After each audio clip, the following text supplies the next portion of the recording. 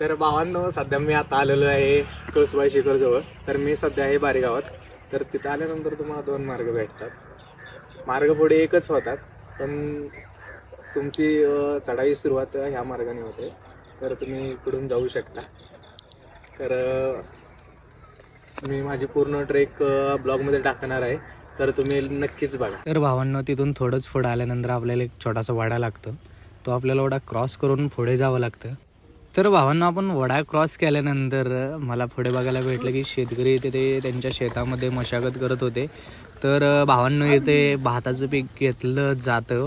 तर तुम्ही बघू शकता की इथं भाताची कापणी झालेली आहे. तर एकदम सुंदर आणि मनमोहक नजारा होता भावांनो इथे. तर ही कळसुबाईची ट्रेकिंगची सुरुवात आहे भावांनो. तर भावांनो, आपण बारेगाव बघू शकता की ते खाली आहे. आपण आपली ट्रेकिंग चालू केली आहे, कळसुबाईची चढाई चालू केलेली आहे. बरोबर 9 वाजलेत मित्रांनो आता. तर पूर्णपणे किती वेळ लागतो ना ते तुम्हाला सांगतो. नॉनस्टॉप आपण जाणार आहे.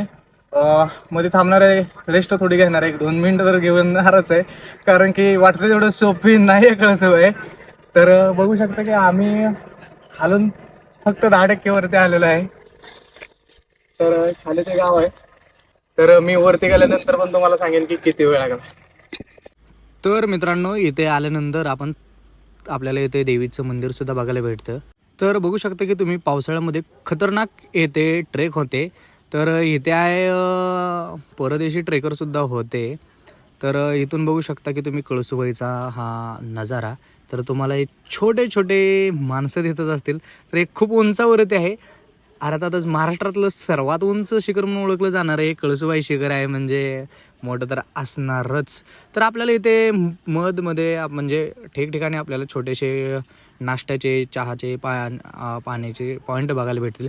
तर तिथून आपण पुढं आल्यानंतर खतरनाक भाई सीन आहे, पूर्ण जंगल टाईप आणि खतरनाक रस्ता हा पूर्णपणे स्ट्रेट आहे. तर याच्या साईडून सुद्धा तुम्ही जाऊ शकता की तुम्हाला दुसरा सुद्धा मार्ग इथे बघायला भेटेल.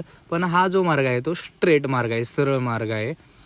तर पूर्णपणे असं जंगल एकदम खतरनाक एकदम, म्हणजे असं एक भारी तुम्हाला येथे गेल्यानंतर खूप भारी वाटणार आहे. आणि इथे ट्रेक करायला सुद्धा खूप भारी वाटते. 1 तासाचा ट्रेक केल्यानंतर आपल्याला पहिली शिडी लागते. तर तुम्ही बघू शकता अशा अजून 3 शिड्या आहेत वरती. तर ही पहिली शिडी आहे. पावांना तर आपली बरोबर 2 तासाची ट्रेक झालेली आहे आणि आपण 75% ट्रेक केलेले आहे. तर बघू शकता की शेवटची शिडी स्थित आहे.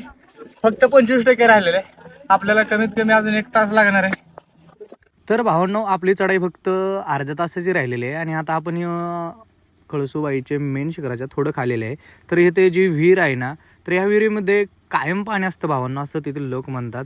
तर तुम्ही ही विहीर बघू शकता. आता 4 वर्ष झाली 24 देते हात कर बायकर ना बायकर. तर भावांनो, फायनली आपण शेवटच्या शिडीजवळ आलेलो आहे.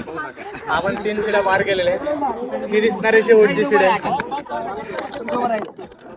अजून पण 5 मिनिटाचा राहिलेला आहे. तर फायनली भावांनो, आपण पोहोचलेलो आहे कळसुबाई शिखरावरती. महाराष्ट्रातील सर्वात उंच शिखर आपण सर केलेलं आहे. तर पूर्णपणे आपल्याला 3 तास वेळ लागलेला आहे भावांनो. तरी चढाई खूप अवघड नाहीये, हिंमत हारू नका. तर मित्रांनो, फक्त ट्रेकरांसाठी कळसुबाई शिखर नाही आहे, तर येथे नवरात्रीमध्ये लाखो भाविक देवीला येतात.